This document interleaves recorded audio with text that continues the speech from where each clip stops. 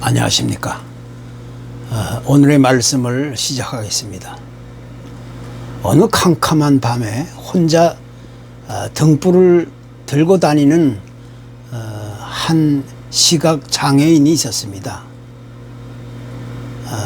그런데 이 사람은 자기 자신은 앞을 볼 수 없기 때문에 그 어떤 등불도 필요하지 않지만 혹시라도 다른 사람들이 이제 자기 앞을 지나가게 될 때 자기와 부딪힐 위험이 있다고 생각하여 이렇게 언제나 항상 등불을 가지고 다니게 되었습니다. 참으로 희한한 일입니다. 그러니까 이 등불은 앞을 보지 못하는 자기 자신을 위한 것이 아니라 다른 사람들에게 보여주기 위한 것이었습니다. 그런데 이 사람이 어딘가 길을 가다가 그만 다른 사람들과 이제 부딪히는 일이 생기게 되었습니다. 이때 이 앞을 보지 못하는 이 시각 장애인이 큰 소리로 말합니다. 이 사람은 눈이 없나? 이 등불이 보이지 않는가? 이렇게 소리치는 겁니다. 그러자 반대편에서 오던 사람이 이렇게 대답해 주었습니다. 당신이 등불을 가지고 다니는 줄은 내가 알지만 그 등불은 이미 꺼진 등불이요. 이렇게 말했다는 겁니다. 참으로 어이없는 일이 아닐 수가 없는 겁니다. 자기 자신이 분명하게 등불을 가지고 다닌다 할지라도 그 등불이 빛을 내지 못하는 꺼진 등불이라고 한다면 그것이 더 이상 무엇에 필요하겠습니까? 과연 누가 앞을 볼 수 있는 사람인가는 우리가 쉽게 판단할 수 있게 되는 겁니다. 우리가 흔히 하는 말 중에 컴맹이라는 단어가 있습니다.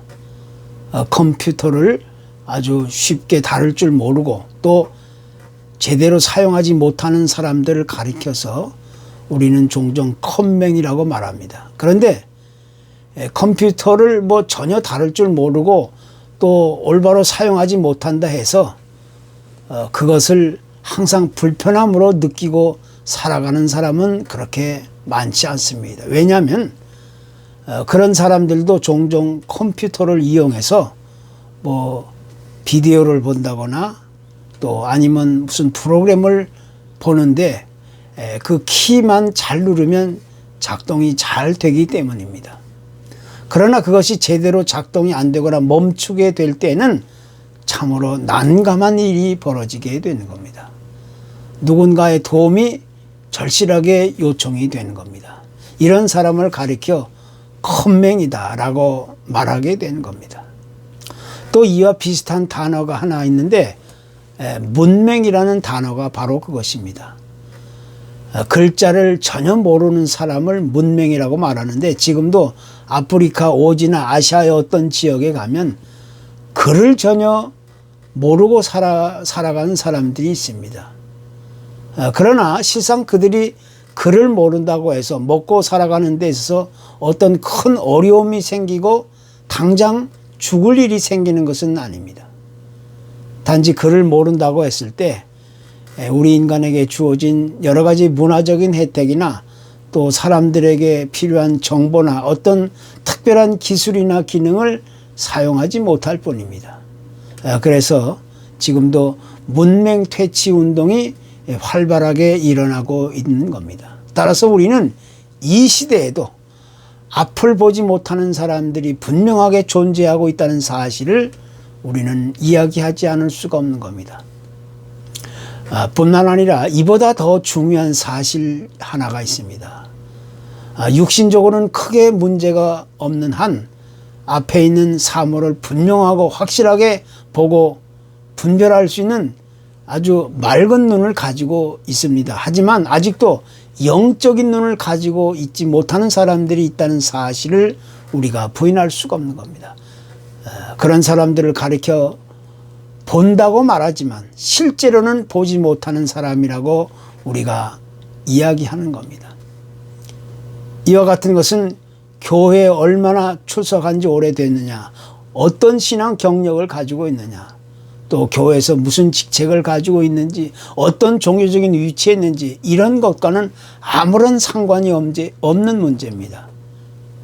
이것은 어디까지나 하나님과 나와의 1대1의 문제입니다.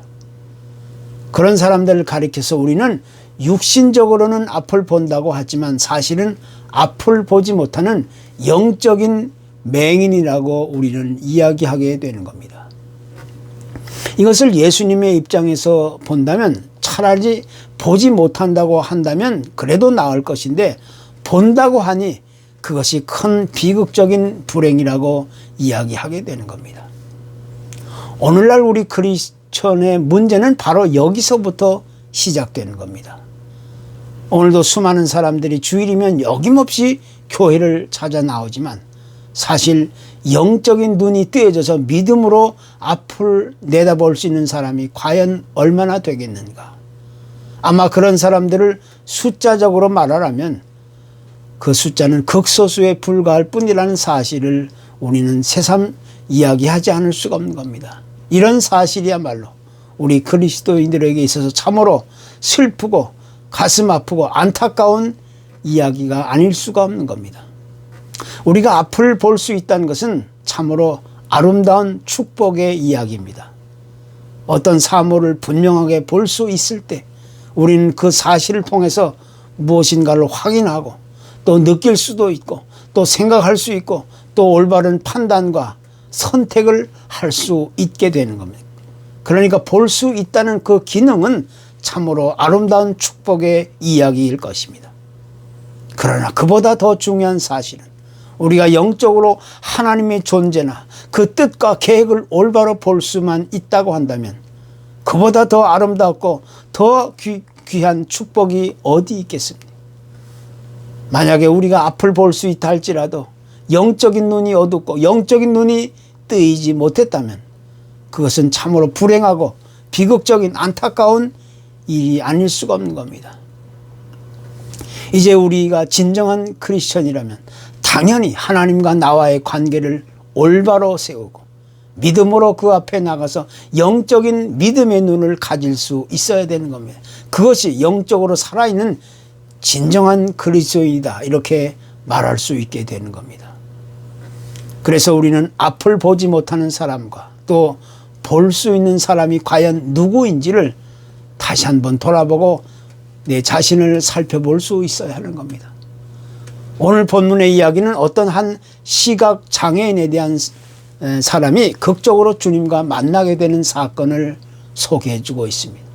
그런데 이 만남의 사건은 어쩌다가 우연하게 일어난 사건이 결코 아닙니다. 이 사람은 본래 앞을 볼 수 없었던 맹인이었습니다. 그런데 주님의 도움을 통해 기적적으로 앞을 볼 수 있게 되었던 그런 축복의 주인공이었습니다. 그런데 이분이 눈을 뜰 수 있게 되어 이제는 신체적으로 정상적인 눈을 가지고 살아가게 되었을 때 그 주위에 있던 일부 사람들이 그가 본래 맹인이었다는 사실을 알고 그를 얕보고 시기하고 구박하면서 그들이 모이는 회당에서 쫓겨나는 신세가 되었던 겁니다. 참으로 어이없는 왕따 신세를 면치 못하게 되었습니다.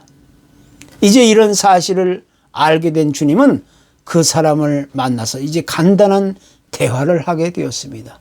주님은 그를 향해서 먼저 네가 인자를 믿느냐 이렇게 물으셨습니다. 그러니까 여기서 인자라는 말의 의미는 하나님의 아들로 오신 메시아를 뜻하는 말로, 주님은 그 맹인이 가지고 있었던 그 그리스도에 대한 인식과 믿음이 올바른지를 알고 싶어 하셨던 겁니다. 그러나 사실 이 맹인이었던 사람은 자기에게 지금 말을 건네고 있는 사람이 누구인지 또 이분이 자기 눈을 뜨게 해 주셨던 분인지를 전혀 모르고 있었습니다. 왜냐하면 눈을 뜨게 된 이후에 주님을 만나본 적이 없었기 때문이었습니다. 그래서 이 사람은 주님께 대하여 다시 물었습니다. 누구십니까? 내가 믿고자 합니다. 이 사람은 주님께 대하여 하나님의 아들로 오신 메시아심을 믿고자 하는 마음이 강하게 일어나고 있다는 사실을 우리가 보게 되는 겁니다. 더 나아가서 이 사람은 주님을 통하여 자신의 육신적인 눈이 뜨여지게 되었다는 사실은 말할 것도 없지만 이제는 영적인 믿음의 눈이 올바로 뜨여지기를 간절하게 소원하고 있다는 사실을 확인시켜주고 있는 겁니다.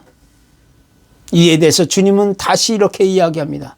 내가 그를 보았거니와 지금 너와 말하는 자가 그이니라. 주님은 이 사람에 대해 어떤 구차한 이론이나 어떤 지식을 설명해 주시는 것이 아니라 너에게 눈을 뜨게 해 주셨던 사람이 바로 자기 자신이었다는 사실을 분명하게 이야기해 주신 겁니다. 이와 같은 메시지는 주님은 언제 어느 때 어느 곳에서나 항상 우리 인간의 필요를 채워주시고 또 만나주시는 분이심을 우리에게 암시해 주고 있습니다. 만약 주님이 우리 인간의 필요와 요구를 무시하고 그 간절함을 외면하고 그냥 지나쳐 버리셨다면 과연 그 누가 자기 스스로 주님을 찾아갈 사람이 어디 있겠습니까? 이것은 주님이 하늘의 영광을 버리고 이 세상에 우리 인간의 몸을 입으시고 우리를 위해 이 땅에 오신 이유가 바로 이와 같은 것임을 아주 강하게 시사해 주고 있습니다. 주님은 그 맹인을 만나 눈을 뜨게 해 주신 것이나 또 그 사람이 다른 사람들로부터 외면당하고 있을 때 그리고 그가 주님을 전혀 모르고 있었던 때 그를 찾아가 만나주시고 그에게 사랑과 긍휼을 베풀어 주셨다는 사실, 곧 하나님이 우리 인간에게 찾아와 주시고 우리를 영원한 생명의 길로 인도해 주셨다는 사실을 우리에게 레슨해 주고 있는 겁니다. 그래서 이제 우리는 주님이 나에게 찾아오셨을 때, 내 마음의 문을 놓고 하실 때, 주님이 우리 가까이 다가오고 계실 때 우리는 주님께 대하여 어떻게 대응하고 반응하고 또 어떻게 응답해야 하는지를 우리가 배우게 되는 겁니다. 그러니까 이분은 다른 많은 사람들이 보지 못하고 있었던 주님을 깨달아 알아보았다는 사실을 우리에게 오늘 설명해 주고 있는 겁니다. 결국 이 사람은 주님 앞에서 자신의 신앙적인 고백을 이렇게 털어놓게 되었습니다. 주님, 내가 믿습니다. 이러한 진실한 믿음의 고백을 하게 됩니다.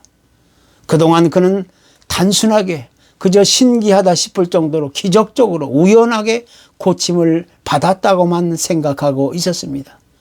그리고 그가 가지고 있었던 믿음의 대상은 어떤 능력 있는 사람이나 혹은 유대인이 존경하는 어떤 선지자나 위대한 인물쯤으로 생각하고 있었을 뿐이었습니다.